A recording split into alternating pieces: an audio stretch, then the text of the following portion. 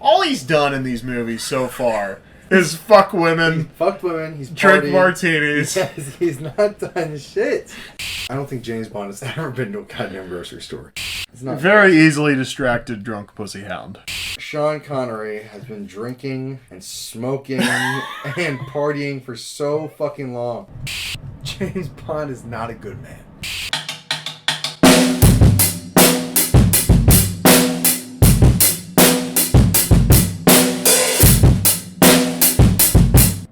All right, so thoughts on Dr. No was really, really fucking funny.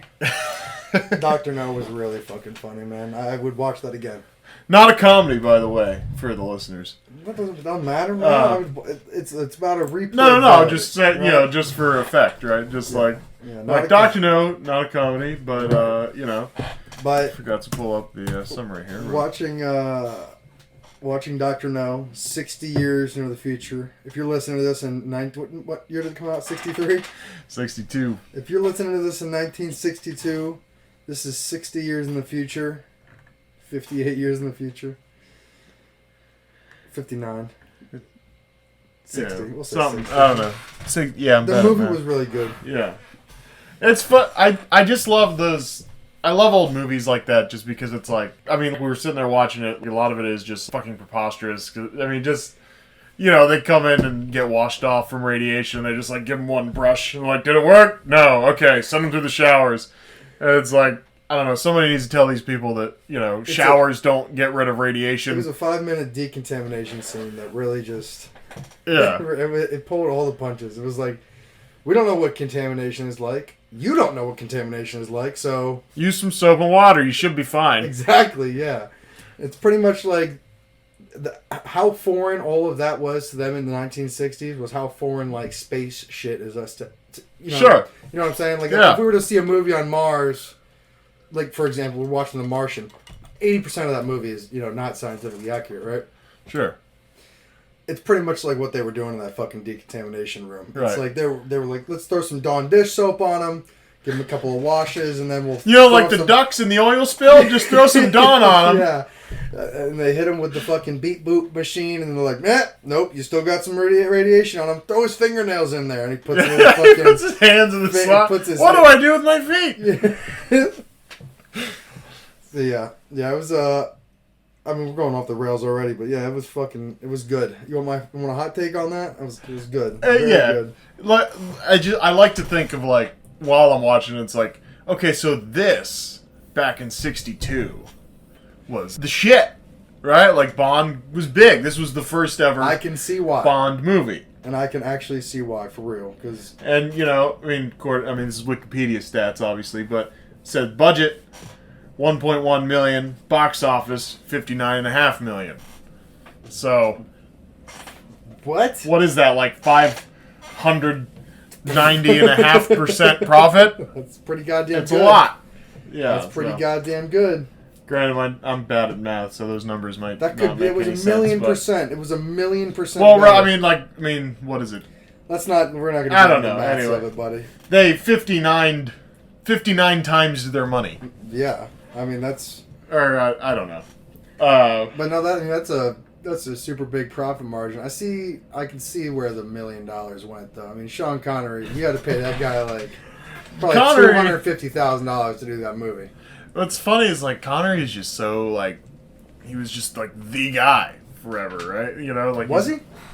Well, I mean, granted, I guess we could look up was he like the Brad his Pitt? filmography, but 6 of the first 7 Bond movies were Connery, and the Bond movies were huge. Yeah. I mean, they're still going on today, right? It was the start of this crazy franchise. I would say that's still going on now. We just had No Time to Die is the one that just came out back in October-ish, I think, and. Yeah, so it's just Connery's in that, and then then he goes on to do like Indiana Jones. When he's a little older when he does that I think the 3rd Indiana Jones movie.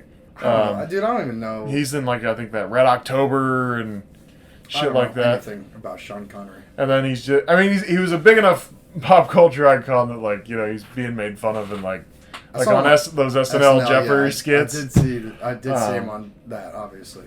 Well, that's not him, but Right. he's like, how about that, Trebek? Yeah. I think he really does sound like that. He does. I'm hungry. I'm hungry. I'm hungry. Filmography for Sean Connery, real quick. Dr. No, Goldfinger, From Russia with Love, Thunderball, a movie called The Rock. Oh, yeah, there's this one called Never Say Never Again that I've never, ironically, been able to find. Is that a James Bond movie? Yeah. Never Say Never Again? Yeah. I just told you not to say that again. What are you doing? Diamonds Are Forever, Entrapment, You Only Live Twice, Indiana Jones and the Last Crusade, The Hunt for Red October, The League of Extraordinary Gentlemen, The Untouchables. Wow, so this guy... Highlander, The Name of the Rose, dude. First Night, He wasn't in Live and Let Die. Somebody got their shit wrong. That's Roger Moore. Just Cause, Finding Forrester. I mean, the list just goes on and on. I mean, this is a high-paid, high-octane actor. This is the beginning of, How old was he? Sean Connery. When In the Making of Dr. No? In the Making of Dr. No, how old was Sean Connery? I'll tell you what. Because he looks 40. Sean Connery birthday. Here we go. 1930. So he was 32 when Dr. No came out in 62. Probably the cigarettes. But he looked older. He was, well, and that is funny, like, as, go through time, every generation looks like younger at older ages, Yeah. Like, I feel I know people that are 45. Now, granted, everybody ages differently, because... Yeah, disclaimer. I work with some guys, and it's like, he's like, the one dude the other day was like, oh, I'm 49. I was like, oh. Yeah. I could have sworn you were at least 65. I mean, you drink enough sugar and eat enough red meat. Smoking enough cigarettes. Cigarettes. Drink enough beer. You're gonna age your body prematurely. Yeah. Obviously, live fast, die young kind of attitude. So real quick, I'm just gonna read the plot for Dr. No. Here we go. And I want to see how much this matches up with the actual movie. Right. As I've said before, people. I'm going to timestamp this, so if you want to just skip ahead, if you've seen the movie, or just don't want to listen to me read, I'll timestamp it. So here we go. John Strangways, the station chief of MI6 in Jamaica, is murdered, along with his secretary, by a trio of assassins before his home is ransacked. When news of Strangways' death reaches M, the head of MI6, he assigns intelligence officer James Bond to investigate the matter and determine if it is related to Strangway's cooperation with the CIA on a case involving the disruption of rocket launchers from Cape Canaveral by radio jamming. When Bond arrives in Jamaica, he is accosted by a man claiming to be a chauffeur sent to collect him, but he is really an enemy agent sent to kill him. Before Bond can interrogate him, the agent kills himself by biting into a cyanide-laced cigarette. After visiting Strangways' house, Bond confronts a boatman with whom Strangways was acquainted. The boatman, named Quarrel, reveals that he is aiding the CIA and introduces Bond to their agent, Felix Leiter, who is also investigating Strangways' death. First iteration of Felix Leiter in the series. What's funny is the Connery, now I'm not reading the plot, but the Connery series and the Craig movies, they mirror each other a lot. Okay. In what way? By just the types of stories that are going on, and so Dr. No, the James Bond movies are based on the novels written by Ian Fleming. Yeah. And so, really, the first book that was written was Casino Royale. Okay. Instead of doing Casino Royale, they skipped right ahead to Dr. No. And so, I think that the little scene in the casino, when you first meet Bond in this movie, it's probably kind of that homage to the Casino Royale novel. And then, obviously, Casino Royale gets made later when it's Daniel Craig. Yeah. And so that's your intro to James Bond with the Daniel Craig stuff. Spectre's brought back up in the Daniel Craig series. It's not really a big thing, and I don't think... Now, I could be wrong. Obviously, it's been a while since I've watched every movie, which is kind of my goal in starting this is I want to go through and just review every movie of the Bond series because I just think that'd be cool. Yeah. But I don't think that they mention Spectre in any of the other villains. That's cool. I mean, that's cool. Like, they're not a villain in any of the other Bond movies. Like, the Roger Moore and Pierce Brosnan and the other guys. The other guys. Yeah. The other guys. When did he... Oh, I do not remember him. So I know we're off the rails. Like, it's when he has the dinner with him. Oh, and he calls him stupid 9 times. Jesus, man. In the same sit down, He lost me. He's fucking sitting there. His monologue, like, he's doing a great job. You know, the actor is doing a great job, but I'm fucking lost. Because he's fucking mumbling. Yeah. Barely moving his mouth. Yeah. I just kind of got lost, honestly. So. Well, it's an old, the old, like, this is the kind of movie, like, an old movie like this is the kind of thing that put on and, like, take a nap. Yeah. Like, there's nothing better than falling asleep to, like, golf, baseball. MeTV. This would be on MeTV. Like, fall asleep to something like this in the middle of the afternoon. Oh, yeah. Come in and find your, like, drunk aunt falling asleep to this. Love you. Love you, auntie.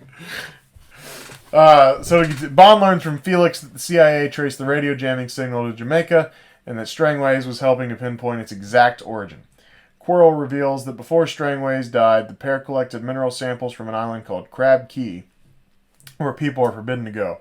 Upon finding a receipt from a local geologist, Professor R.J. Dent, Bond makes inquiries with him about the samples and Crab Key, but is suspicious of his answers when he claims the samples checked out as normal.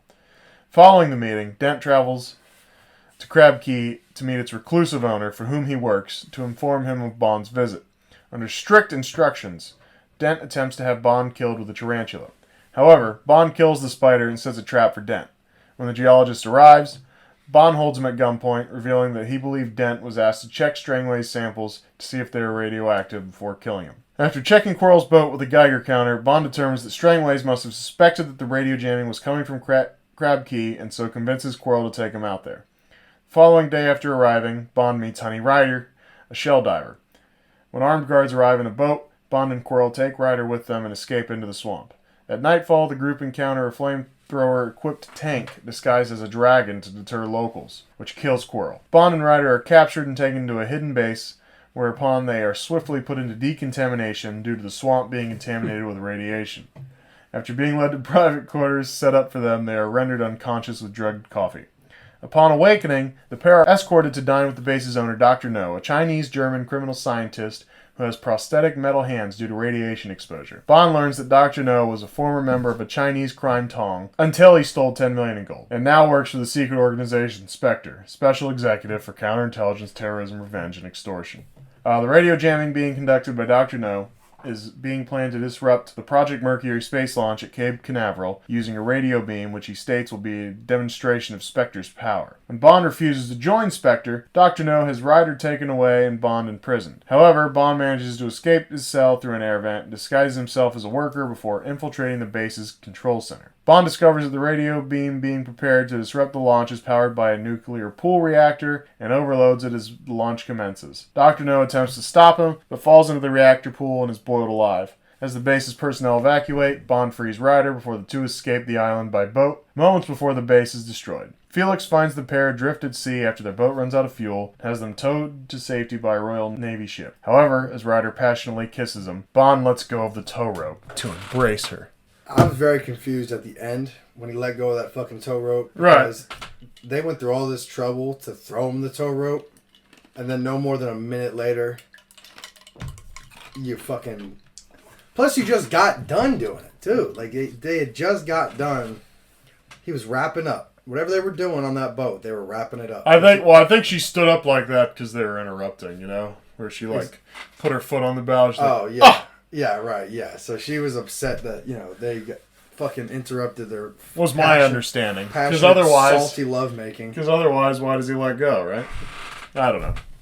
He's a horny mess is what he is. He sexed 3 ladies in this movie. You had the girl... The casino. The gal, casino gal. and the the gal the who cultural appropriation. cultural appropriation Asian lady. Doctor Yeah. No's cultural appropriation too. Well, I That mean, dude like, definitely I can was. kind of like see, Okay, if you're Chinese German, sure, right. I can see why Maybe they he did, was. Like, it's kind of fucked up that back in the day, in the 60s, was like, well, who's the bad guy? Oh, the Chinese and the Germans. Chinese German. Chinese and German. Perfect. Yeah, I mean, like, he's got to be one of the best villains of all time. I mean, that's fucking cool. Like, he's a Chinese German super genius with robot hands. Right. I mean, this dude's badass. It's like Darth fucking Vader. Yeah. If he was Chinese and German. If he was Chinese and German, yeah. It's really don't have China and Germany in space. I think that's Hoth. Gotcha. Okay, so you had comment on the opening of the movie. I right? did comment on the opening of the movie. I mean, for 1960 standards, I'm sure that was fucking amazing. You know what I mean? Right. Super iconic. You know, dun dun dun dun dun, and then the fucking crosshairs. Yeah, whatever you call the silhouettes and shit. I think you're you know? looking through the barrel. Right, yeah, you're looking through the barrel. I think. I see. Okay. But And then that's where the blood comes from and whatnot. I think it's the barrel of another gun that you're looking through. Was has always been my thought process with it. Yeah. Where somebody's looking to get him, and then Yeah, Bond you're walks probably by right. and he's like, "Oh, yeah, got yeah, you first." Right, yeah. You know, because that's Bond. He That's always Bond. gets you. He gets you first. He gets you first. But yeah, it's it was fucking super iconic. It is like they should have probably had an epilepsy warning in the Epilepsy beginning. warning, Yeah, yeah. because there was a lot of bright lights and colors. And, I'm not sure they knew what epilepsy was in '62, though. You know, that's something to think about. I mean, Should I Google that? When was epilepsy discovered? I'm sure. Like, When was epilepsy a thing? yeah, I do kind of want to know that. Do you think like? Do you think back in the 60s people were just having these seizures? And The oldest known detailed record of the condition itself is in the Psychiku, Psychiku. a Babylonian cuneiform medical text from 1067 Okay. to That doesn't help. 1046 That doesn't BC. help. I mean, like, This text gives signs and symptoms, details, treatment and likely outcomes, and describes many features of different seizure types. When did epilepsy first appear? Here we go. here we go. Epileptic seizure have been Yeah. recognized for millennia. Get out. One of the earliest descriptions of a secondary generalized tonic-clonic seizure was recorded over 3,000 years ago in Okay. Mesopotamia. Fine, whatever. It was epilepsy treated in the 1920s. To mimic the metabolism of fat. I'm done with epilepsy. Fuck this. Well, I'll say this though. How about this? If we knew epilepsy was this big of a fucking issue, Yeah. we shouldn't be showing. Because this show right here, holy guacamole, man, that really needed at least a warning. I'm sure least a somebody warning. out there has been like, "Oh, Doctor, no." Like, hey, you make sure you have those seizures in check, right? And he's like, "No, don't worry, it's only bright lights. This is James Bond." No lights here. Yeah, no lights here. And this is pretty non-glamour, gritty. No, it was fucking the brightest lights you could think of. Red, blue, green. So yeah, but it's super iconic. Just need a little warning sign there. They transition to the Three Blind Mice song. You know? Almost seamlessly, which I was a little And then, confused on at first, honestly, because they go, and obviously there's movies from the fucking the 1830s. So I thought that the Three Blind Mice, I thought that was just like a jam from back then. Like, Sure. maybe, that's why we like this song, because back in the 60s, like, Fucking Bond. fucking everyone was listening to Three Blind Mice, Yeah. you know what I mean? No, it just had it was a plot device. It was a plot device. Indeed. Takes you Yes. into Three Blind Men. Not a bad technique That was to try to assassinate someone. No one's suspicious of three blind dudes walking around, right? I would immediately be suspicious of three. Oh yeah, blind because men. you've watched Doctor No No, I don't. No, are you serious right now? Three blind people walking down the street right now together. together, in tandem. Like, this is not.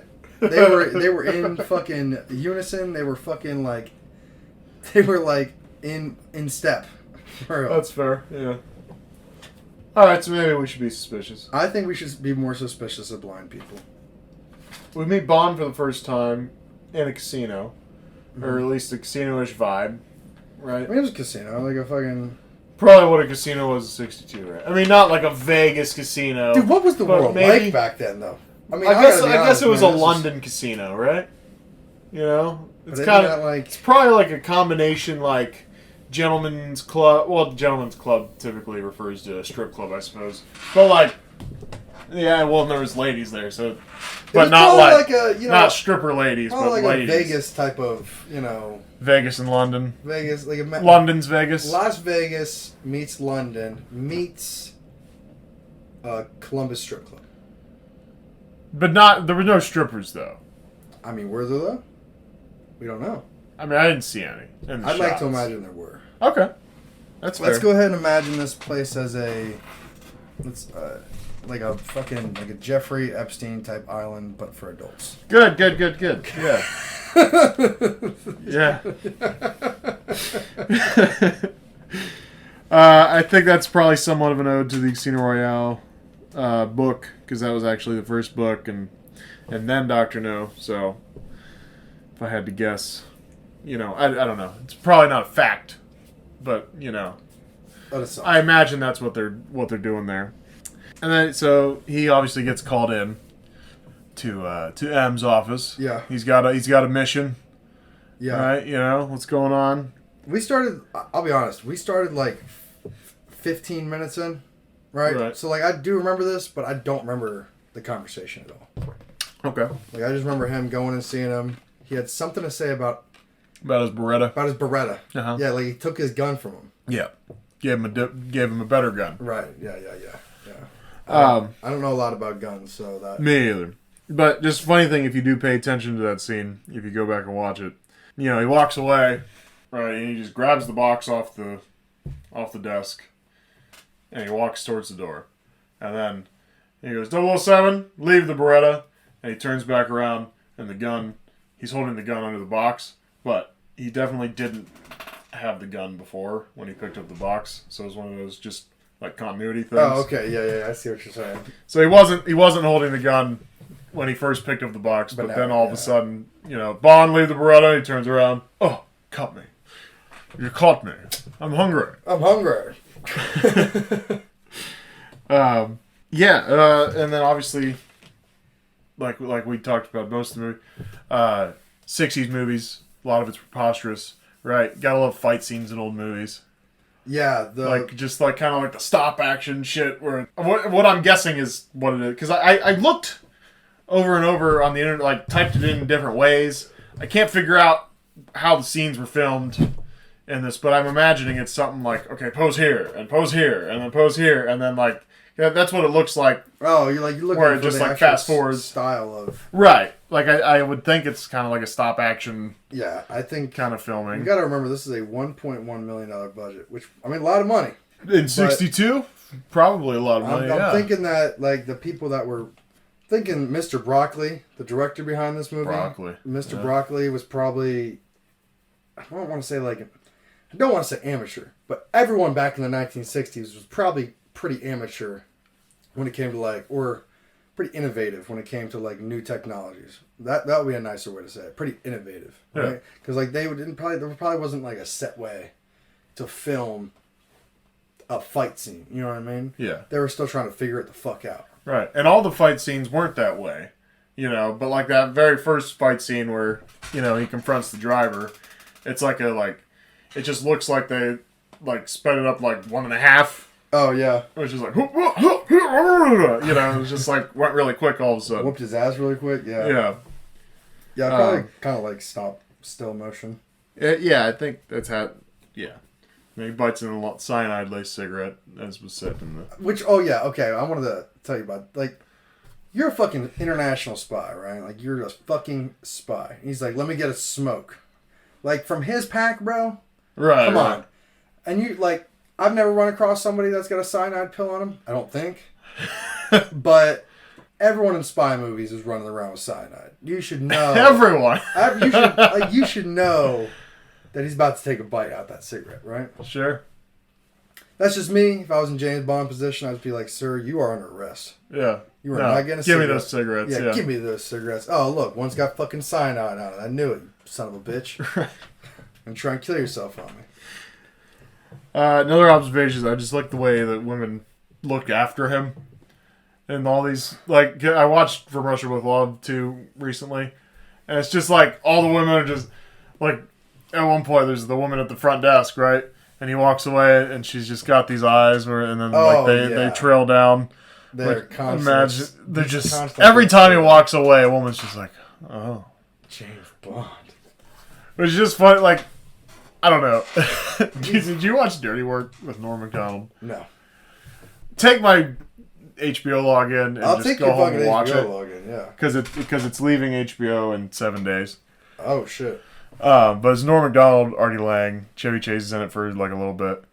But he's talking about, so you like this girl, huh? No. He's like, you only say no like that when you're lying. He goes, no. He was like, what about that time? Blah blah blah blah. No. He's like, okay. Remember that time you said that you could see why women find Sean Connery attractive?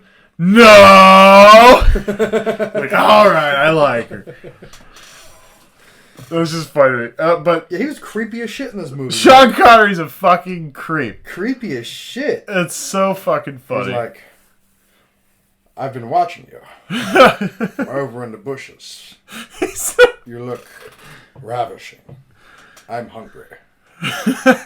Well, he gets with that girl in the, up in the mountains, and she, then immediately they're sitting in bed after, and your video, your perspective of him is him on the bed smoking a cigarette. From the mirror, from the mirror, and he's like, I'm hungry. Without missing a beat, it goes from him and the girl making out on the bed. A long fucking embrace. It's not a kiss. It's like a long ass fucking embrace. They, of course, fade out because they fall back on the bed. As they're falling back, it fades.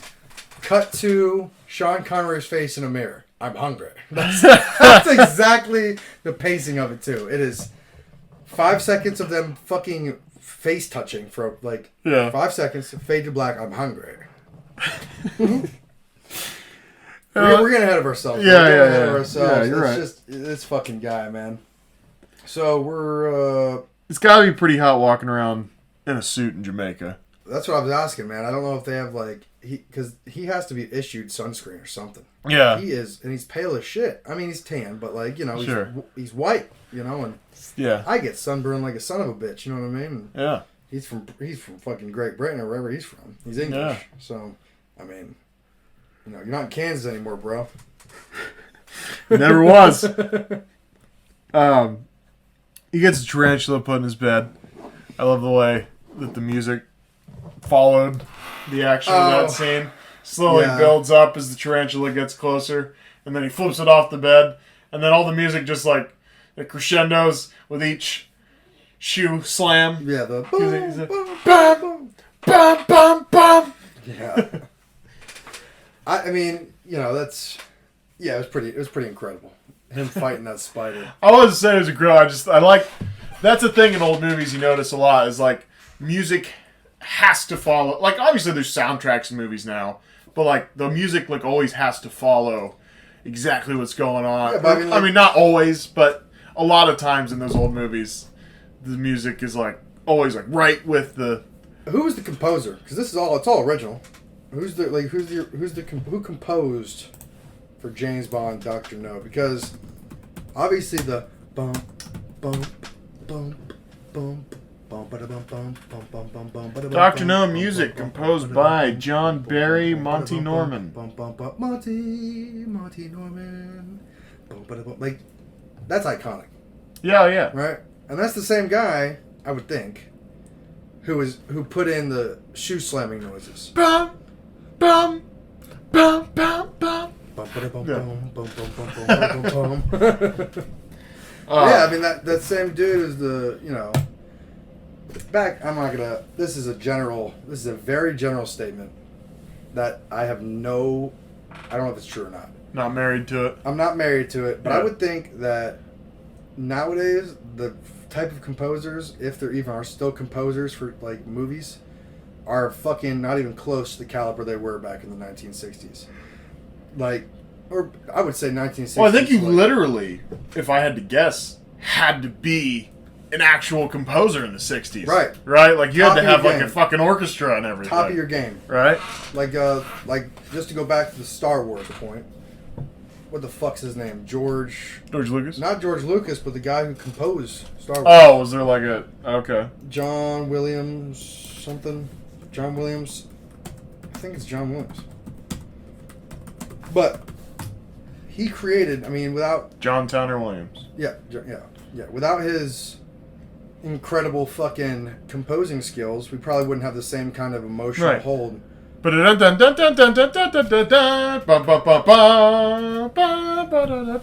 exactly. Yeah. Like fucking... Like that elaborate, like, start to the... It's a fucking epic, dude. You're like, oh shit, I'm here for a fucking wild ride. And then you get over to James Bond. That's a spy movie, dude. Yeah. What's he gonna do? Is he gonna fuck her? I'm hungry. Is he gonna kill her? Is he gonna kill that guy? I'm hungry. Did he get captured again? I'm hungry. It's fucking... It sets the tone, man. The tone for this movie was set from the beginning. Like, that opening scene just sets the tone with the music and everything. Now you go and fucking see a movie, and in the first 2 minutes you get fucking Radioactive by Imagine Dragons. And I'm sitting there, you know... I mean, I've heard the song a million goddamn times, but this licensed song... This reminds me of, like, driving down the fucking highway. Not an opening scene on a fucking... Reminds me of that time I saw Imagine Dragons and I was like, fuck, these guys suck. It's just kind of... I'd rather be original. I can't wait until they're done and the next band comes on. I would much rather have original music in films. Yeah. Like original scores, you know what I mean? Because, I mean, there's certain... I mean, the right song will hit very well. Right. But, yeah. Like, I think... Worst example of that, you ever seen Suicide Squad? Which one? The older? Like the fucking new one with... I didn't see the brand new one, no. But Will I saw Smith? the... Oh, okay. That's actually the older one because they made a new Suicide Squad. Okay, I did not see the new one. Yeah, I didn't see the new one The either. old one. I saw the old... Yeah. Dude, there's literally like 15 licensed songs in the first 30 minutes. Right. It's just overboard. It's like I don't even know what the fuck is going on. I feel like I'm playing my MP3 player and... Yeah. You know what I mean? It's just kind of... I do, yeah. Corny. I think now granted I haven't like researched this. I wasn't prepared for the composer conversation going into this, surprisingly. But the only like composer I know of, a guy that just does music for movies is like Brian Tyler. Okay. I know Like the only thing I remember is he did Tokyo Drift. And I remember that because when I watched that movie when I was I don't know what year that came out. Dude, we were probably I know I was probably 10 years young, old. yeah. I remember like wanting the song on my iPod. I remember what it's called still. It was Mustang Nismo, I think is what it was called. Yeah, so okay. And it's just when you remember that movie, right? I remember that movie. They like fix up this old Mustang because they got a race, right? Yeah, okay. And it's like they pull out the Mustang, it's all shiny and fixed up, right? And it's like ba-na-na-na. So it was all original though? Like it wasn't... I don't know if it was all original, but like I know that wasn't like from another song. That was just like I think that was composed by him. So I don't know how much he does, but like I'd have to look more into that. So like I could be giving him all this credit and he might just like have that one thing for that one movie and like all the rest of his shit sucks. But I'm also not going to say that he isn't an awesome composer. I don't know. I need to do my research. Yeah. I'm telling you, man. You set the tone right for me with some music. The sound. If the sound's good, I don't care what it is. You know what I mean? I do care about what it is. You know what I mean? But you ever hit the sinker by accident? You scare the shit out of yourself? Yeah. Oh yeah. Yeah, that's what I just did. Anyway. By the way, Assassination by Tarantula. Very. Very fucking... A lot of moving parts. You got, like... What if it doesn't bite you? As in this case. In this case, where it just crawls on his arm. It got to the target. target. And then it's like, I'm going to crawl on the pillow. Yeah. And then he just flips it off the bed and... Boom, boom, boom. Yeah. Yeah, like, I mean, you kind of...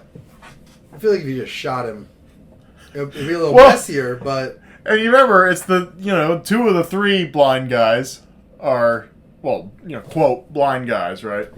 but they're outside the hotel that night, and they're watching him get out of the car. A truck passes by, and they're going, whoa, wait. Right. And then he walks in, they miss him, and then, whatever his fucking name was, Dent, tells Dr. No, like, our attempts failed. It was like, oh, were you not allowed to try again?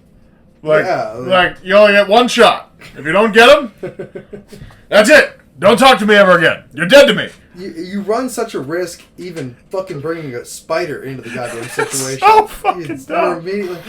Because, you already tried to shoot him, bro. You already tried to shoot him. Just try again. Just try again. Walk in there and fucking shoot him.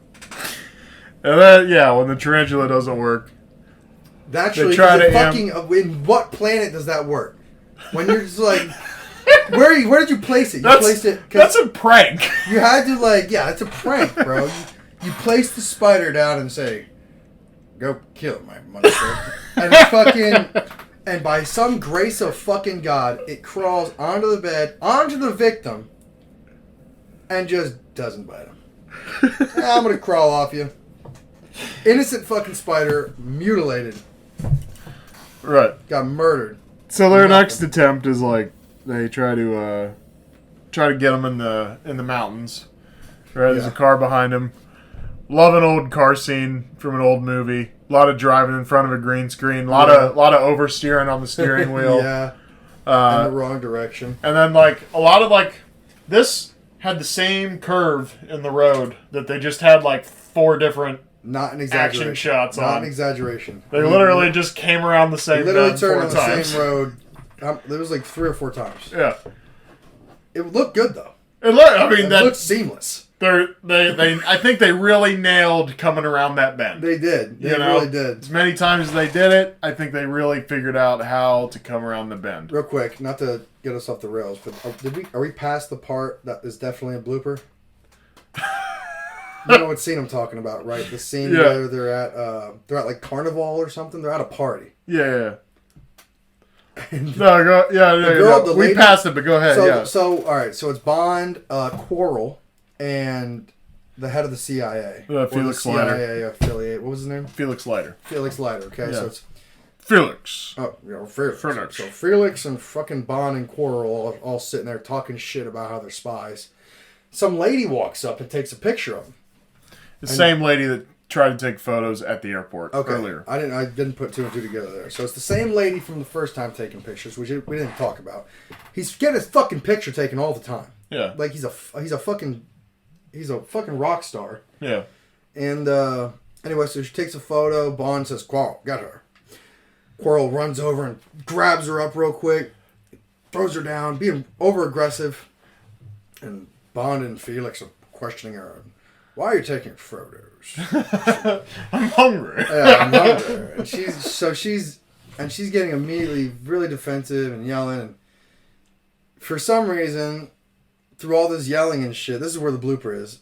She grabs, it looks like a Fabergé egg, but I'm pretty sure it's a water bottle or a glass bottle or some shit. If I had to guess, it's maybe a bulb from a camera. But you see that. Maybe it was another bulb from a camera, possibly. Okay, although it was kind of speckled glass, so I don't know. That's what I'm saying. Maybe it was a burnt out camera bulb or something. I don't know. It wasn't a bottle. Right. It wasn't a bottle. It was a small piece of glass that became even smaller once she smashed it against the table. Yeah. So she has the base of the thing and she's kind of monkey pawing it. Rubs it against the dude's face. Just scratches him. And I shit you not, the actor who plays Quarrel smiles the whole time and says, "What do you think? Should I break her arm?" Yeah. Just like that. No accent. We ain't getting nothing out of this guy. You want me to break her arm? He just literally rubs his face and just sees the blood. And it's definitely red paint. It was this bright red. His whole hand is fucking bleeding. Yeah. There's blood all over his hand and he's smiling at Bond. Should I break her arm? You want me to break her arm? Anyway, so back to the fucking spider. We're past past the translator, old car chase scenes. Gotta love a Bond quote. Because Bond always has the classic lines. He always just has to have some pun or whatever. He's like, "Where do you think they were heading?" I think they're on their way to a funeral. And the car falls down, explodes, and probably if it's not a movie, definitely starts a forest fire. Oh, for sure. Yeah, that's definitely... Most of the island is going up in flames. That is... It was an inferno, for sure. By the way, she gives him these like, very, like, elaborate instructions. And I guess we just don't live in the day where you had to remember instructions. Oh, fuck, yeah. But she's like, go over the mountain. Go about, this far, and then there's a concrete company. Go up the hill until you turn left. She says this. I don't remember exactly, obviously, but I remember the last part. She says, "There'll be a hill. You'll go over the hill and under the hill, or you'll go over the hill and up to the other side of the hill, and 2 miles past that, you'll take a left. 2 miles past the bottom of the hill is the first part of the hill. And I know this hill is not just doo-doo-doo-doo. No, it's fucking like we're going probably like a quarter mile over this thing. Yeah. My GPS says I'm fucking miles from your house right now." No, but yeah, I think it honestly... Like, that's like... dude, if somebody didn't have an address and they're like, okay, you're going to go... And I'm like, I'm lost, dude. I'm not coming. I'm not coming. I don't want to blame my ADD. I don't know if that's even something I got, but I'd like to think that I've lost 100% of what the fuck you're saying the second you go, okay, so it's 2 streets up and a left, and I'm going to go, exactly. Oh my goodness. I'm just going to Google it. Because I'm not going to say old people, the senior citizens, people that didn't have GPS, people that didn't have GPS, they had to remember they that will kind try. of thing. They'll even now will try to tell me like how to get somewhere. Yeah. Like, oh, it's just down 315, go on Do you have an 762 address? and up 37, and down got to go fucking around the jug. It's like I can't even listen to you. I can't. Like this conversation shouldn't exist anymore. No. Like I know you know how to use MapQuest at least. Right. You know what I mean? Like, there's no. I don't know. Maybe Remember, I'm spoiled, but I can't imagine. Like you know, in like older movies, it's like the people get lost and they're like ask the stranger for directions. I can't imagine. I wouldn't be able to trust this person. And I'm like, what if they just like are like, it'd be hilarious. Yeah, Tell them the exact opposite way to go. That'd be funny. Yeah. Fucking, you walk up to some guy on the street, like, hey man, like I'm trying to find. He's like, oh, that's actually, check this out. Just go like 6 miles that way. Yeah. 6 miles that way. Actually, dude, it's kind of like an Atlantis style joint. You gotta drive your fucking car in that pond. I swear to God. You're not being serious. I'm not. Go fuck yourself. Yeah. But yeah, I would just give wrong instructions all the time and then like go tell my friends like, dude, this guy the other day asked me for instructions. I told him to go 6 miles the other way and go fuck his mother. I was actually thinking when that scene was going on, because James Bond obviously kind of has his own superpowers, you know what I mean? Like, yeah. He's a super spy, right? Super spy, you know what I mean? So I was kind of thinking during that scene that he has like the superpower of like a good attention, like being able to pay attention well. Sure. Like, that's definitely not a superpower of mine. Like, well, it's definitely I do stick to the guns of, like, it's definitely a generation thing. Yeah. Like, because, like, I've had, like, older bosses and shit be like, no, it's real simple, dude. And I'm like, no. Do you have an address? Because I'm not going to remember a goddamn thing you say. I'm going to remember the first sentence. Right. And then it's all going to go, like, like, that's my memory now. Once I've learned where... like landmarks are in the city. Sure. Like I could get like if you tell me like okay you take 70 east across the city, I can do that. Yeah. You know what I mean? Absolutely. But if I'm on the east side of the city trying to get back to the west side of the city, don't you fucking dare tell me how to get there because it's probably not going to happen. You know what I mean? Right. You take 670 west to 670 west, and then 670 west turns back into 70 west, and then you're going to take 315 north and. I would just give you a fucking address, guy. Can you just give me an address, please? Okay, so there's the continuity issue on the beach. Now, so they go to a beach, obviously. We read the plot. We're not going to worry about establishing every time. They go to Crab Key. Yeah. Find Honey Rider. He's a fucking creep when he... Creepy as... He just starts singing her song. He just spent a night on the beach. Wakes up, and the first thing he sees is pretty much a mermaid. Yeah. Like, she's in a full bikini, but has a knife on her side. Is this a brother we're out now? Yeah. Where are we?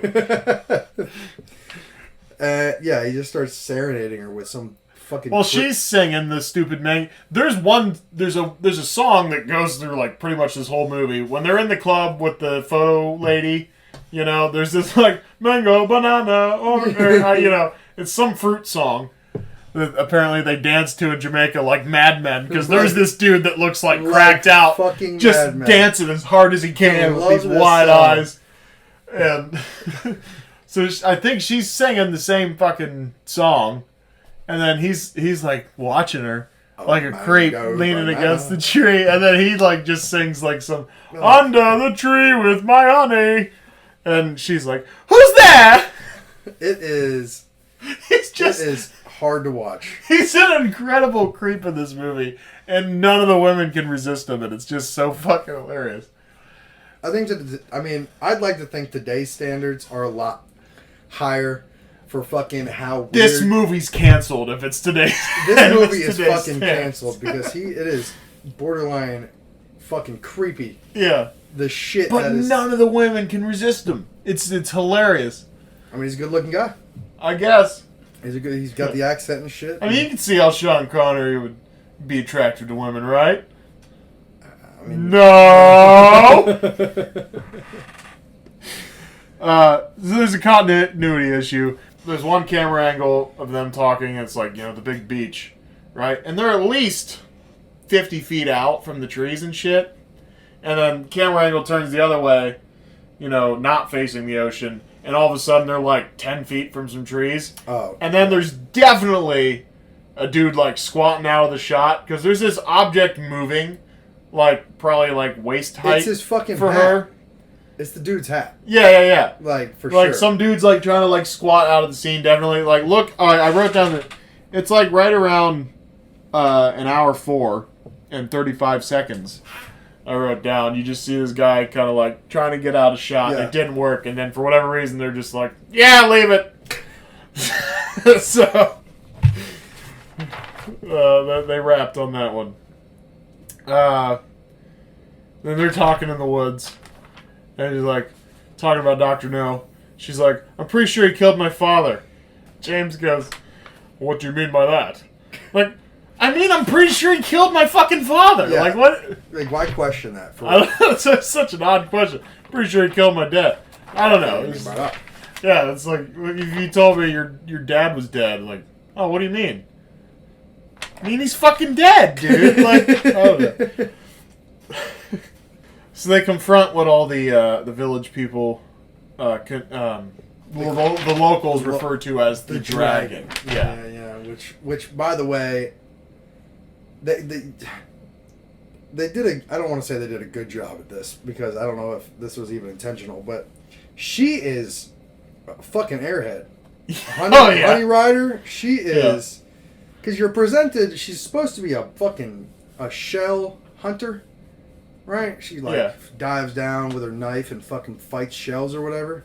Fights shells? But the way she speaks... She's a shell fighter! Yeah.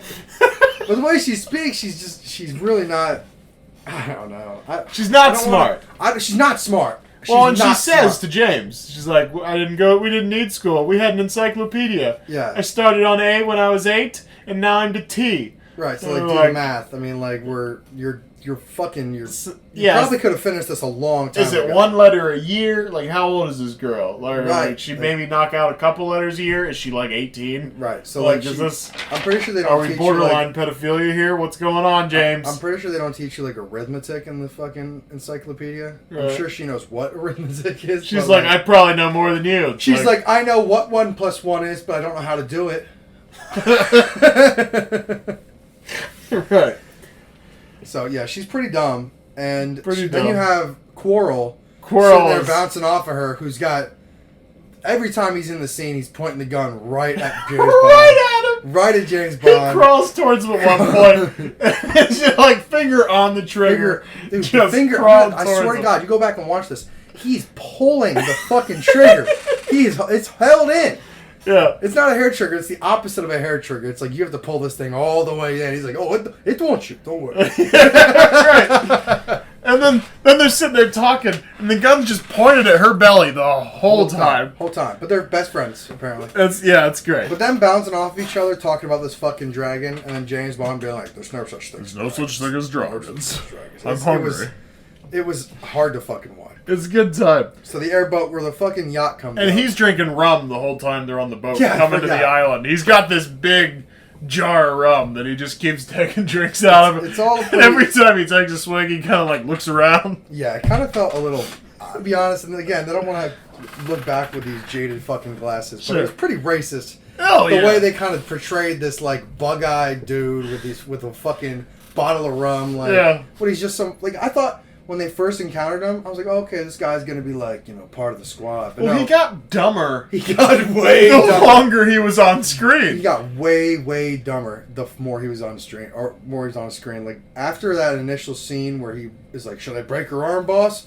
He turns into a That's fucking... when it starts. That's when it starts. Because James approaches him at the dock, and he's sitting there, like, painting his boat. Right. And he's just kind of like, he's holding his cards close to the chest, right? For sure, You know, yeah, he's like, no, can't do anything for you. You know, and then, Right, he, then he, you know, he like, walks to the away place, and- right? You know, then James Bond walks. I thought it was going to be like, oh, like, this guy's a little bit calculated. You know what Yeah. I mean? And then turns out, Turns out, no, No. he's just a fucking... He's Just a literally- drunk. He's just a drunk. drunk with a Alright. boat. Cool. Well, yeah, so we got the boat out of him. Yeah. So a yacht rolls up and unleashes pretty much chaos on the beach. Fucking, like, I'm pretty sure that's against the Geneva Convention, but For sure. we don't need to get into fucking the laws of war. Let's not get into politics It's not here. good politics here or anything, but a bunch of unsuspecting people on a beach. I don't think you can unleash machine guns on them. But so no one died though. Says, come out. They fire like 100 He rounds says, onto the "This is beach. your last warning. Come out." And then they shoot up the Yeah. beach, and he goes, "All right." You gonna come Oh, out now? yeah. He goes, you gonna come out now? All right, we'll be back. Yeah, you're not gonna come out. Word. All right, bet. Okay, we'll be back in a couple hours. Yeah. I mean, If this was recasted today, Hannibal, like you said, Hannibal Buress probably plays that guy. Yeah, It's like, he's like, just come on. hey, can y'all come out? You ain't coming out. You're not coming out. All right. I'm gonna come out. I'm gonna come back in a couple hours. We're gonna go get something to eat. Yeah, I'm we'll gonna be go get back. something to eat real Yeah. quick. Just don't you go anywhere, because I'm gonna be back with my sandwich.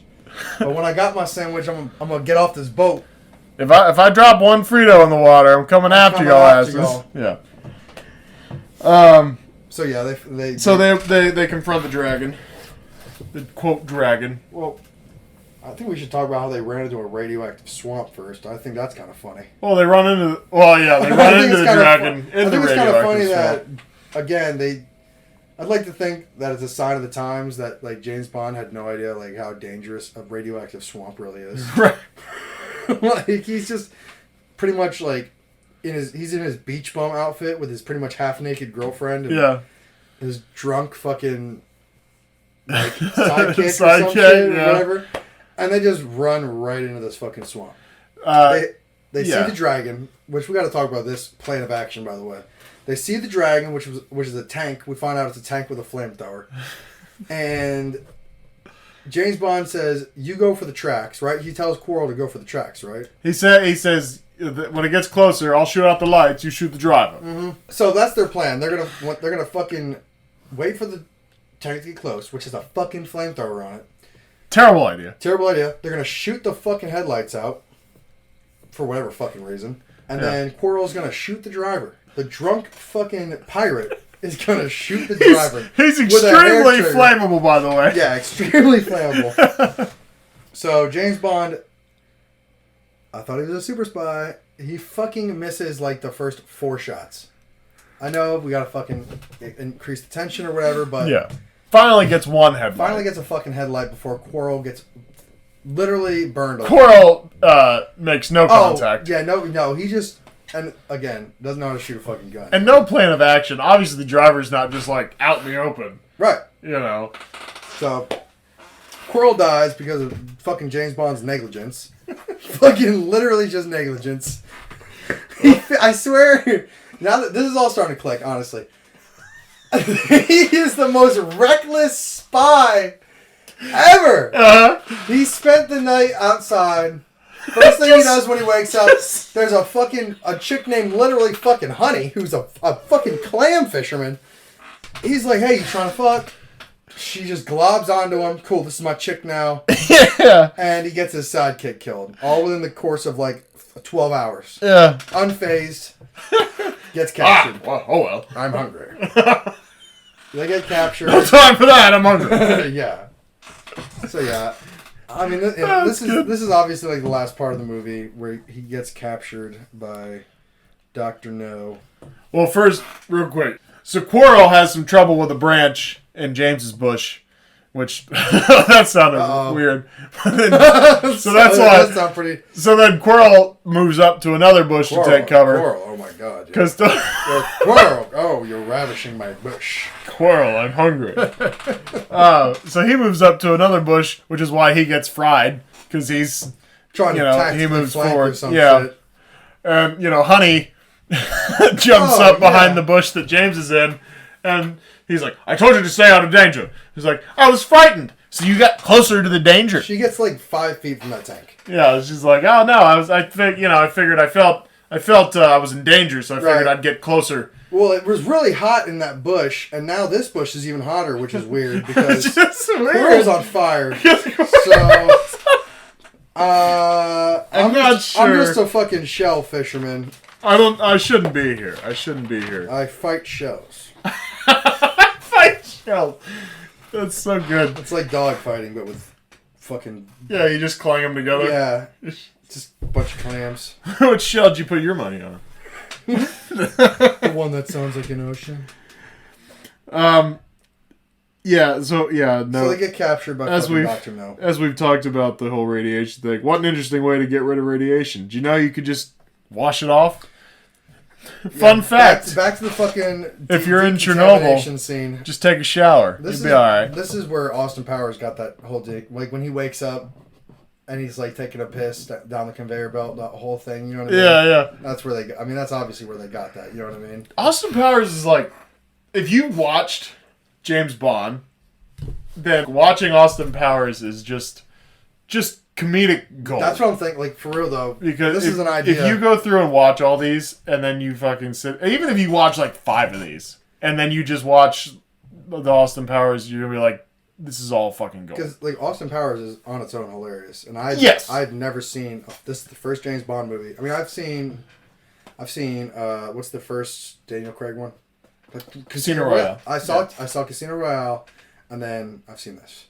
So, like, I'm 2 movies in, and I can already tell the nuances that are in Austin Powers. Yeah, like if you go back and watch Austin Powers, it's just I told you, the fact of like an international spy is like a fucking oxymoron, right? Right. So like the international spy, who everybody knows and loves. Exactly, right. Like that's fucking an oxymoron in itself. Yeah. So like when I'm watching Dr. No, and I'm like, how does everyone know who this fucking guy is? Like, it doesn't make any sense. Yeah. It's funny. You know what I mean? So. Like I think we should cap this whole thing off when we finish World of James Bond. We should watch Austin Powers. Oh, for sure. Review it. Yeah, absolutely, for sure. Fancy rooms in that place. Are you talking about? Yeah, they get captured. They get washed off. You see Honey's boobs just for like a brief second. Yeah. Which they're probably taped up. It's like bad lighting, so like it's really hard to see. Well, I told you about how you could see this is.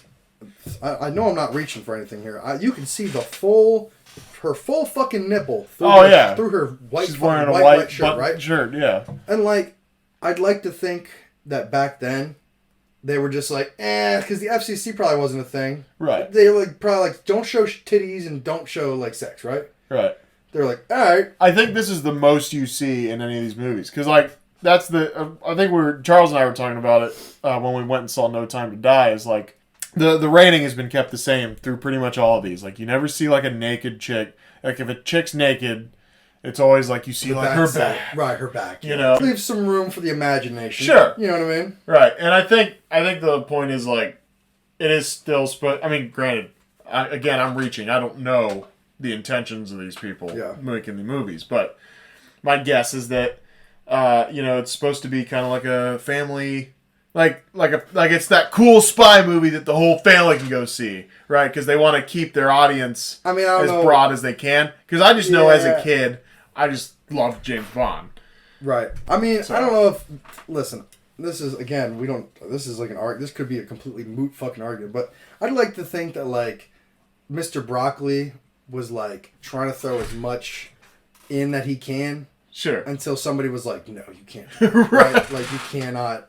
she can't be fully naked. We can't do a full penetration scene. And all these... Right. You know what I mean? So, you know what movies don't have, to quote Dose, right? So, like... Full penetration. I would think penetration? That, like... How's that scene go? Oh, he's like... The Always Sunny thing?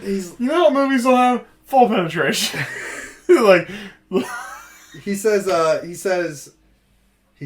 here's the twist, and there is a twist. We show it. We show it all.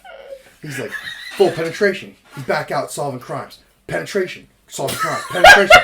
And then the movie just sort of ends. Oh my god, I love Always Sunny. Yeah. But, no, I mean, like, I think James Bond, again, this is my observation from fucking only seeing two of them being alive in the 2020s, but, like... Yeah. Back then, it probably was like, you know, like, your dad and your mom and dad were like, we're going to watch James Bond. Mm-hmm. And then, like, oh, man, mom and dad like James Bond, you know what I mean? And as you're growing up in the fucking 60s, it's like, James Bond is fucking cool. Yeah. You know what I mean? And, like, dun, dun, dun, dun, dun, dun, dun, you know, you're growing up. Yeah. And then that same fucking psyche, that, you call it mematic, you know what I mean? Because you have your own idea of what James Bond is. You pass that shit on to your kid. Oh, yeah. James Bond's fucking cool, dude. And then they watch Dr. No, and they're like, what is this? Exactly. Yeah, so, like, fucking... I would like to think that... I think I saw her nipple just there. The FCC probably had something to do with that. I would think, like, censor laws. Right. Because, like, look, if you're not going to up this to an R rating... In the beginning, I'm pretty sure the director, I'm fairly confident that was very fucking, like, risque for the time. Sure. Dude, you saw... I mean, it's very indirect, but, like, you have to watch for it, but it's like... Oh, like, hey. Like, dude, they're definitely smashing in every scene. You know what I mean? Right. And then what? You think Sean Connery's just banging all the broads that he's like in the movie? I don't want to even imagine that. I don't even want to think about that. Yeah, I don't even want to think about that. Because you already know that. I mean, you already know back then. It wasn't like, would you like to go to dinner with me? No, it was like, I have $13 $13. Do you want to buy some cocaine for a week? I don't know. Yeah.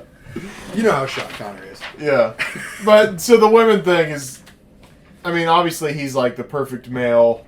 Like the thing every male strives to be, right? He gets the girl. He always wins. He's the hero. Exactly. Yeah. Right? The broad burning crowd will say that it's, toxic masculinity. And honestly, it fucking is. It definitely is. Dude, James Bond is 100% what feminism hates. Dude, he's the worst. It's everything that feminism stands against. Is the fucking, but even I can fucking tell you that this dude is the worst. He's the worst. He's the worst. I'm hungry.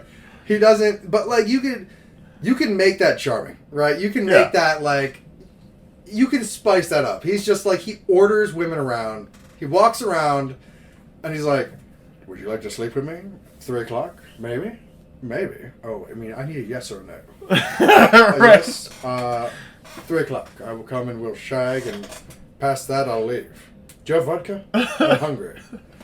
He's just shaker, not stir. He just has a bunch of statements, and then women just walks around telling everyone how it's gonna be. Right, and they even when he gets captured, and it's like they tell him to take his clothes off, and he's like, something about these cuffs. You uncuff me.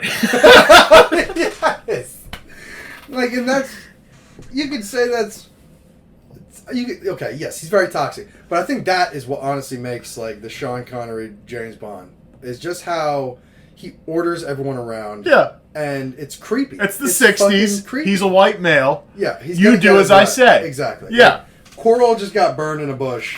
He's like... And he's like, the guy's like, come out with your hands up, or show me your hands. And he brings his hands out, and he's already got them, ready to go, to be cuffed. And then, for some reason, they, let him go. Yeah. They don't really let him go, but they, kind of, well, they're telling her to come on. Right, and so he turns back to go get her. Right, and they just, they kind of rough him up a little bit, but past that, like, dude, I would have just taken the flamethrower right to him. Like, oh, he showed some resistance. Fuck this guy. Yeah. Like, he's been a fucking... A fucking thorn in my goddamn paw for how long? Fucking kill this guy. At least 2 days. Right, at least 2 days, man. I can't stop hearing about this guy in fucking Cape Crab or whatever it's called. Cape Crab. All right. Anyway, so we're in the Dr. No's mansion. Well, and the other thing is like, oh fuck, I forgot. I had something that whole time and I fucking forgot. I'm an idiot. Oh well. Oh no, I'm sorry. Bond should pretty much die in every movie, every Bond movie there is. Like, how many times does he almost die in this movie and just by some stroke of luck he doesn't die? Like the guy is about to shoot him when he's outside the hotel, and they and the thing drives by and they're like, right. Guess we can't try again. Like and he's not he's reckless. Like I said earlier, he's a reckless. He's he endangers Quarrel. Yeah. He gets Quarrel killed because of his negligence. He's fucking negligent. Yeah. He's a terrible spy. Almost gets fucking iced like multiple times. If it wasn't for the fact that cars were driving by, he would be dead. Right. And when Felix discovers him, if Felix was a villain, like Felix could have just walked in and shot him. When he fights Quarrel because everybody, no one knows who he is or whatever. Right. And Felix walks in with the pistol. Right, yeah. And it's like Felix could have just capped him right then, if Felix was a villain, obviously. Even at the end of the movie. Yeah, they get captured. We're out of gasoline. We're out of fuel. We're out of fuel. In the middle of the fucking... They're in the Caribbean Ocean. Yeah. With no fucking fuel. Okay. Here comes a fucking boat. Easily could be any of the fucking spot or fucking people from the island you just blew up. Yeah. Nope. This happens to be my best friend. Right. What are you doing down there, Bond? I'm getting pussy. Just pull... I think literally he was like, pull us in the direction of where we're supposed to go. And then once we're there, and that's when he lets go of the rope. And then he goes... Right. What's funny is when they run out of fuel, and she's like, what do we do? Like, well, we could swim. Or... She's like, or what? And he's like, come here. Like, so what's the answer to that? I'd be like, I'd be like, bro, get off. I'm sticky. I'm bleeding. Get the fuck off of me. Like, we could just, fuck till we die? Right. Was that the plan? Like, I'm sunburned. And then he lets go of the tow rope and it's like, guess the answer's yes. Guess we're just fucking till we die out here in the ocean. I mean, you gotta Dr. No could have killed him right away. Like, He poisoned them. That's the downfall. He poisoned them. They drank the fucking coffee. And it was just like, man, it was fucking, it was melatonin. Gotcha. Right? Like, that was really, they offer him cigarettes as soon as they get decontaminated. And he just takes And he's just like, oh, yeah, sure. Oh, yes, thank you. Oh, yeah. Yes. Is this a Winston? Yes, thank you. Okay. Well, I can't turn down a good cigarette. I can't turn down a yeah, poison the coffee. And, so we're working on, as we've been going through the movies, we're, writing down what I'm calling movie rules. Right? Of just things in a normal environment would probably happen, X, Y, and Z this way. Right. Right? But it's a movie, so you're not allowed to do that. Okay, for example, the villain. The downfall of the villain is rule number whatever, right? It's I would say probably number 1, right? Rule number 1 in the movie, the downfall of the villain. You have to explain your entire plan to the hero. Fuck. Yeah, okay. And then don't kill him right away.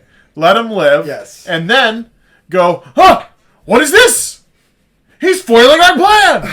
No! Stop him at once! There's a, It's as if I should have killed him! There's a fucking, there's a YouTuber, a YouTube movie reviewer who has it. It's called the ERJB. Evil Robot Jeff Bridges. Evil Robot Jeff Bridges. It's the same concept where a fucking, it's obviously it's more in he says it's Marvel movies pretty much, right? Yeah. It's from Iron Man when Jeff Bridges comes in, he's like an evil robot now, and he's like, "Oh, Iron Man, I hate you," and he's like, "Why?" There's not so you want to take over the company? Yeah. If you kill me, you're definitely not going to get the company. Right. So like, and he says, so he'll say in all other movie reviews here, he's like, here comes the ERJB. Right. So it's the same thing. But you're right. Like Dr. No, there's no reason why I should have. There's no reason he should treat him to dinner. The nicest hotel stay he's had the entire time he's been in Jamaica. Yeah. It happens to be an underwater dome. I mean, whatever. Like, yeah, he knows exactly what he wants to drink. Right. Yeah. I mean, like, yeah, I would be happy to stay in Dr. No's mansion or whatever. If I was to get captured on Captain or fucking Lobster Key or whatever. Yeah. I mean, bring me down to the. If I get captured at Red Lobster, yeah. You notice how he talks about how like the glass on the outside is like 10 meters thick, so that like it magnifies the fish. Yeah. Which it's obviously like they just needed a plot device to fucking figure out why these fish are 500 feet long. Like, it's obviously like a projection, right? Yeah. And they couldn't figure out how to make the projection look like decent, like real fish. Yeah. It was just these giant fish. Like, fuck. Like, so what do we do? And like, how about we just write in that the glass on the outside makes these fish giant? Oh, that's super smart. That's good. That's super good. I love that. Just randomly tell them, like, because that's super fucking. That's what normal people do, right? Like, just, oh yeah, by the way, the reason why the fish are big is because.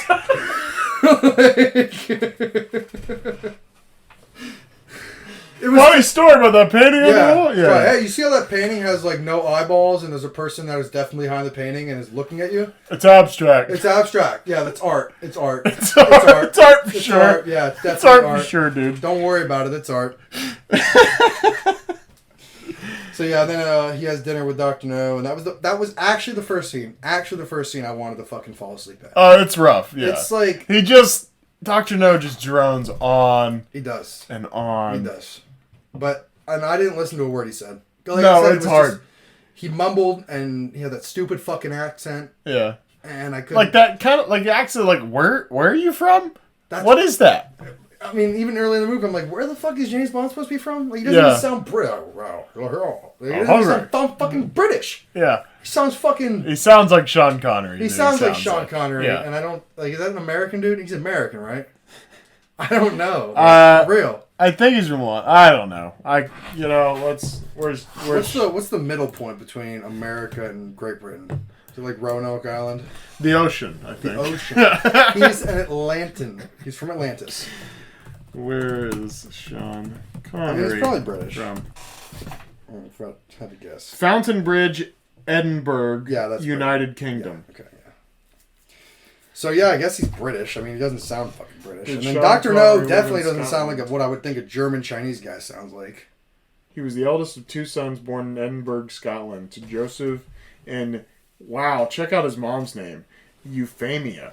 What? Euphamia. Euphemia Connery. Wow. That's right? Fucking cool. Euphemia Connery. What a name. That's fucking sweet. If I ever have a daughter. Euphemia? Euphemia. Your name's what? Dude, that sounds like... Call her like Yui? Yeah. It's like naming your kid like Famous. Right. What's your kid's name? Oh, my baby's name's Famous. Oh, really? Oh, she famous. Is no, she? What's her name, though? Yeah, like, right. Like, yeah. Okay. That's her name? All right. Yeah, that's fun. So Dr. No captures them, treats them to a nice dinner, treats them like guests. Yeah. And then just kind of puts them in the Bond jail. yeah. Right. Okay, so he expects Bond to do what? Like, just hang out. Like Dr. No is like pretty much like, I'm gonna kill you, right? He's basically like, I'm doing this. There's nothing you can do to stop me. If you're not gonna join Spectre, then you're in jail now. Right. So then James Bond's like, don't involve her. Yeah. And then the second that he says that, they immediately involve her. Right. And he's like, take her. I don't want to hear. And she's like, what? Yeah. And James Bond, being the fucking misogynist dick he is just like, I don't want to hear. Giving orders to like people that are not. He's like, take her away from me. Take her away. Take her away. I don't want her near me. And then she gets taken. And then he immediately gets clobbered, right? He immediately starts getting beat up by the guy with the tie. Yeah, they say beat him up some more. I'll be back for him later. So yeah, and all that. Have him clean. Back into my quarters. I was fucking pretty much just in a fucking stupor because of all Dr. No's talking, so I didn't really catch all that. But yeah, in the movie, And all this happens very fast. Like, and then literally the scene after that is when he goes into the... He finds a way out of the vent. He finds a way through the vent out of his room. I really don't want to believe that somehow the air vent is connected to the sewer. I don't want to either. I don't even want to get into that. It's just one of those things. I want to talk to an engineer, because that's got to be one of the most ridiculous things. It is. He goes through the air vent, crawling through the air vent, and then there's just a long pipe, and he fucking scales it, and he's in a sewer now. Yeah. Cool. Good times. Good times. I mean, what do you want, a fucking submarine? I don't get it. And then back to the air vent, somehow. Yes! Yeah. Yes! And he... Yeah, okay. Whatever. It's from the 60s. Like, I don't want to... Yeah. I don't want to kill it. You know what I mean? It was fucking entertaining. It's murdered. It's dead on the floor, and we just keep firing rounds into it. Yeah, it's okay. Yeah, I don't want to beat a dead whore or anything, but... Right. I don't want to beat a dead whore. I don't want to beat a dead whore. I already beat her while she was alive. Oh, shit. I don't want to beat a dead whore or anything. God, Sean Connery's voice. I only beat live whores. Yeah, so he pretty much sends her away, and she immediately gets captured. Yeah. Let's just get to the fucking, like, pretty much the ending, dude. So, like, the nuclear reactor powers some radio waves that they're using to interfere with rockets, as was said in the summary. This is, by the way, where I think they got the Dr. Evil, like, world domination thing from, because you're not going to dominate the world with fucking radio waves. Like, you need some big weapons. And, like, trying to fuck up a rocket launch is minor. Yeah. In the whole scheme of things, that's like, great. You know what I mean? And people are dying for this cause. Mm-hmm. Like how in Austin Powers, Dr. was like $1 million. It's like that's not a lot of money. Like, you're Dr. Evil. They just laugh at him, tell him why it's ridiculous. Right, like Dr. No. I feel like if he really thought about that idea, he would be like, "Fuck!" Like it's really not that big of a deal. Yeah. Like you've got a fucking nuclear power reactor, and you're using it to power radio waves to fuck up a radio transmission, right? So they fuck up a rocket launch. Yep, that's it. It's a good time. Okay, and then so he takes the power of the nuclear reactor up way too high. Which granted, we went over all this in the summary. But I think we need to really, dude.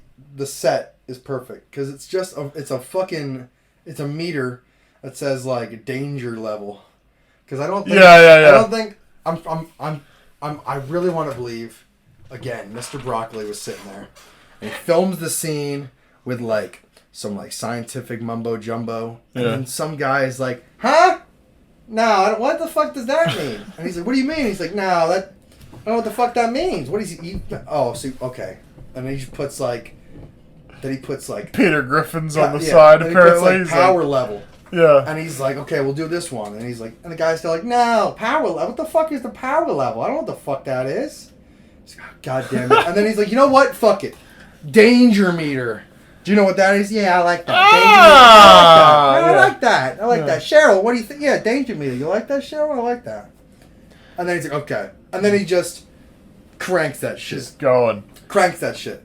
I like how the power or the danger meter corresponds directly with how much power is being pumped into this nuclear power reactor. Yeah. There's no fucking like a fucking full safe system or no. It's just like I like the sound too. The power to self-destruct. I'm gonna click the self-destruct button. Yeah. Is there? Yeah. Is there a self-destruct? Every good system needs a self-destruct button. You know, things we don't want to self-destruct. It needs a self-destruct button. Immediately presses the self-destruct button. The scientist who's standing right next to him, who's supposed to be, I would think, the fucking checks and balances guy. Yeah. Is like, "Hey, what are you doing? Hey, buddy, James Bond immediately. Bam! Kicks him right into the boiling water. Fuck you. Yeah. And here comes Dr. No.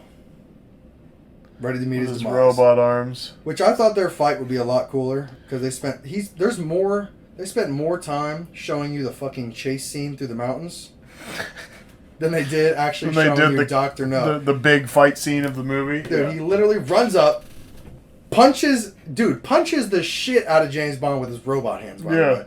So I'm like, dude, how's this guy not knocked out dead? Beats the shit out of James Bond for a minute.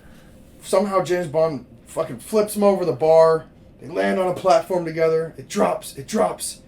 And then he just kind of kicks Dr. No in all slow and... Yeah, and he starts climbing up. Dr. No's trying to climb his way out. But he's got those robot arms and they don't have great fingers. He can't grip. And so he's just scratching the pole and he boils alive. His greatest blessing was his greatest curse. Exactly. Oh my god. I've just found the poetry in James Bond. Uh-huh. So, yeah, Dr. No was... If I had to give Dr. No the character... If I had to give the character of Dr. No a rating, it's like a full villain. Dude, he's like a 4 out of 10. Oh, yeah. Dude, like, because they could have done so much more cool shit with him. Robot hands. Robot hands. Like, he's pretty much like he's a super villain. And you just give him a shitty German accent and fucking... I got robot arms. I specialize in radio waves. Right, like, you're not... Like, that's... You could do so much more with that character. Oh, yeah. Like a super genius, super robot villain guy that specializes in a fucking... He's pretty much a cell phone tower operator. Like, he's not... Yeah. I don't know. He's not... It's good. I don't know. It's great. It's great. It's a good movie, man. Yeah, it was good. It was fun to make fun of. That's for sure. Like, I don't want to make it seem like I'm making fun of it. You know what I mean? I'm still making fun of it. But, look, like, I appreciate I'm sure it was awesome in 62. Exactly. Like, I mean, obviously it was. It, made 59 times the amount of money that they put into it. That is, in whatever textbook you're looking at, a success. Fantastic success. Tyler, what would you give this? What would you give this movie 1 through 10? If this is a good, granted we usually do out of 5 with eggplants or whatever, but Would you do? All right, we do 5, whatever. Let's do 5. My bad. I mean, obviously, it doesn't hold up I'm saying, time-wise. like, watching experience. But watching experience. Like, for you, like, I'm not saying like review the movie from like a fucking. Like, a watchability, I think, is way more important than like what the fuck they actually did in that movie. Right. I mean, is it okay? I guess we're just talking from the perspective we're at now in 2022. Yeah, because I'm not... Right? Like, is this a watchable movie? Are most people going to be able to sit down and watch this movie? Yes. That's my question. That's my question. No. Like, it's, it's probably, like, definitely a 1 out of 5. As far as, like, is it a great movie anymore? Are you serious? A 1 out of 5? In 62, I'm sure it was, like, a great movie. Tyler, what? But, like... Dude, I would at least give this, like, a 3 out of 5. Yeah? Hell yeah. Okay. Are you serious?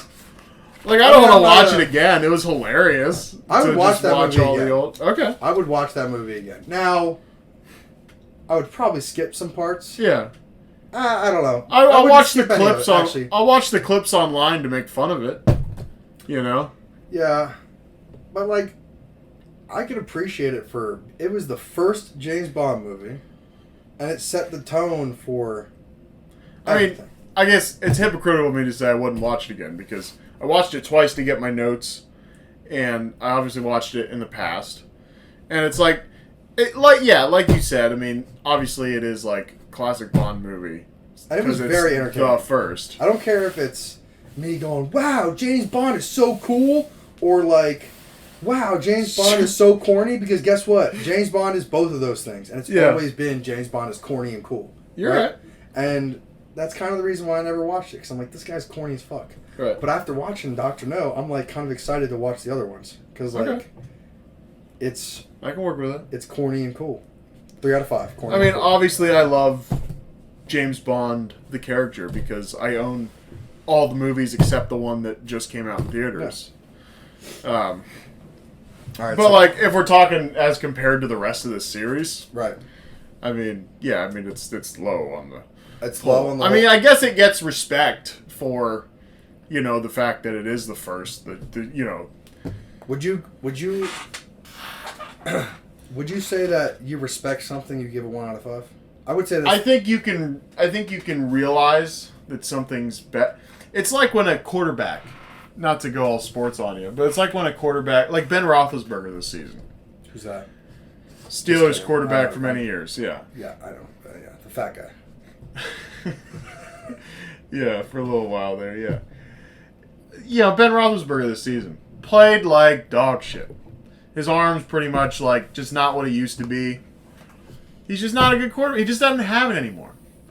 I can sit here and go, dude, that guy's a 1 out of 5 quarterback this year, and still respect Ben Roethlisberger as the quarterback he used to be. You know? I can still sit back and go, that guy's going in the Hall of Fame this year. You know? But Doctor knows a film. It's timeless. Right, and what I'm telling you is, so like I said, in 62, I'm sure this movie is fantastic. Let's use the Ben Roethlisberger. In 1962, Ben Roethlisberger would have been the best fucking quarterback in the world. Right. Because he's a goddamn powerhouse, right? But to today's standards, Ben Roethlisberger is a 1 out of 5, right? Right. I see what you're saying. I see what you're saying. The progression of Dr. No is like the progression of Ben Roethlisberger, right? Just in the way that, you know, Dr. No at the time, No, okay. Dr. No at the time kicks ass. Yeah. It's the first like major James Bond movie. You know, it's based on those novels, then he starts right? to get fat, loses his And arm. well, the difference is as time goes on, Dr. No's the exact same, but the traits start falling off because of the times progressing. You know. So it's not. That's not bad. Dr. No itself doesn't change, but the times make it seem as if Dr. No is different. If someone watches Dr. No in 62 when they're like 20 years old, they're like, that was sweet, right? Of course, I don't know how you talked in 62. Oh, yes, I liked that movie. I don't know. That movie made me hungry. I'm hungry now. Let's go get something to eat. No, but then, you know, then that guy is, you know, he's 60 now. You know, in 2002, and he goes back and watches that, and he's like, "Oh, all right." I don't know. I liked old cinema. You know, you had to move the plot of a movie along by talking. Yeah. You know. Yeah. And I mean, granted, you still have to do a lot of exposition. Right. Oh, so much fucking exposition. But what I'm saying is, I can give it a 1 out of 5 and still go, look, watch the movie. It's the first James Bond ever. You know, and yeah. I think and out tell of 5, me what you guys I think think. out of 5 is a little limiting. If I had All right, go 10. If I'm going 10, it's 5 out of 10. But Okay. it's 3 out of 5. All right. That's where I'm at, like on that whole thing. You know what I mean? Like, It's got to be below high 50% for me. 5.6 if we're going out of 10. So 5.6 out of 10. I'm saying 3 to 4 if we're going out of 10. Okay. All right. Yeah. Like I would. Okay. I feel like that is more. Like 1 out of 1 out of 5. I'm like, God, like that just seems. It's rough. It sounds mean. You know what I mean? It does. But 3 out of 5 or 3 out of 10. But I still absolutely have respect for it. Sure. Yeah. Yeah. I mean, like I said, my final take is still corny, still cool. Yeah. That's it. Look, James Bond's always cool. Da-da, Tell da-da, us what you think. Content Crisis Hotline at yahoo.com. At Content Crisis 1 on Twitter. And we'll be back from Russia with Love. And, you know, whatever's on this week when you hear this. Goodbye.